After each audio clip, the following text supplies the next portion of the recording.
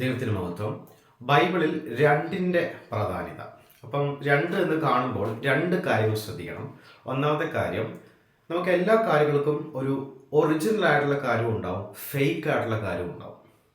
അത് ശ്രദ്ധിക്കണം. ഉദാഹരണത്തിന് ബൈബിളിൽ നിന്ന് പറയാം, ദൈവം ഒറിജിനലാണ്, അതിൻ്റെ ഓപ്പോസിറ്റ് ആരാണ്? പിശാച്. പിശാച് വ്യാജമാണ്, ഫേക്കാണ്. പിന്നെ കുറച്ച് എക്സാമ്പിൾ നമുക്ക് ബൈബിളിൽ നോക്കാം. അപ്പോൾ ദൈവം ഒറിജിനൽ, പിശാച് ഫേക്ക്. ഹാബേൽ ഒറിജിനലാണ്, ദൈവം ഹാബേലിൻ്റെ യാഗത്തിൽ പ്രസാദം കണ്ടു, കൈൻ ഫേക്കാണ്. പിന്നെ ഇസഹാക്ക് വാഗ്ദത്ത സന്തതി, അപ്പോൾ അതിൻ്റെ ഫേക്കാരാണ് ഇസ്മായേൽ. അതേപോലെ തന്നെ യേശു ക്രിസ്തു ഒറിജിനലാണ്, അതിൻ്റെ ഓപ്പോസിറ്റ് എതിർ ക്രിസ്തു. അതേപോലെ നന്മ തിന്മകളുടെ അറിവിൻ്റെ വൃക്ഷം ശരിക്കും അത് ഫേക്കാണ്, അത് മരണത്തിലേക്ക് നയിക്കുന്നു. നന്മ തിന്മകളുടെ അറിവിൻ്റെ വൃക്ഷം ആദാവും ഹവയും ഭക്ഷിച്ചതുകൊണ്ടാണ് മരണത്തിലേക്ക് വന്നത്, അല്ലേ? അപ്പം നന്മ തിന്മകളുടെ അറിവിൻ്റെ വൃക്ഷം ഫേക്കാണ്. അപ്പം എന്താണ് ഒറിജിനൽ വൃക്ഷം? ജീവവൃക്ഷമാണ് ഒറിജിനൽ വൃക്ഷം, ജീവനിലേക്കുള്ള വൃക്ഷം. പിന്നെ അതേപോലെ ശ്രദ്ധിക്കേണ്ട രണ്ട് നഗരങ്ങളുണ്ട്. ഒന്ന് ജെറുസലേം, യഥാർത്ഥ സഭ.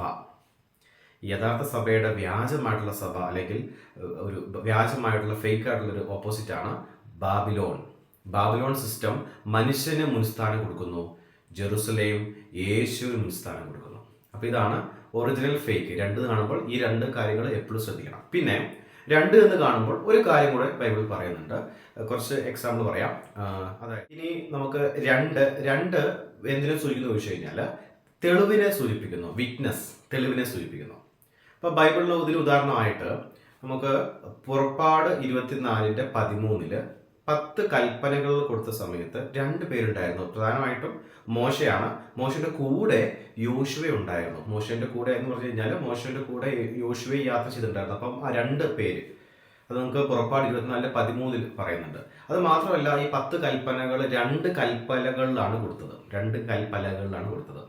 പിന്നെ 2 വിറ്റ്നസ്സുമായി ബന്ധപ്പെട്ട് യേശുക്രിസ്തുവിന്റെ ഉയർത്തെഴുന്നേറ്റ ശേഷം കല്ലറയിൽ നോക്കുമ്പോൾ യേശുവിന്റെ ശരീരമില്ല. അപ്പം 2 ദൂതന്മാരാണ് വിറ്റ്നസ് ചെയ്തത്. അത് നമുക്ക് ലൂക്കോസ് 24:4 മുതൽ 6 വരെ വായിച്ചാൽ കാണാൻ പറ്റും. അതേപോലെ തന്നെ യേശുക്രിസ്തു സ്വർഗ്ഗാരോഹണം ചെയ്ത സമയത്തും അപ്പോസ്തല പ്രവൃത്തി 1:10-11 2 ദൂതന്മാരാണ് അവിടെ വിറ്റ്നസ് ആയുള്ളത്. അപ്പം 2 എന്നുള്ളത് 2 കാര്യങ്ങൾ സൂചിപ്പിക്കും. ഒന്ന് ഒറിജിനൽ ഫേക്ക് എന്നുള്ളൊരു കോൺസെപ്റ്റും, അതേപോലെ തന്നെ സാക്ഷികൾ, വിശ്വസ്ത സാക്ഷികൾ അല്ലെങ്കിൽ തെളിവിനെ സൂചിപ്പിക്കുന്നു. God bless you.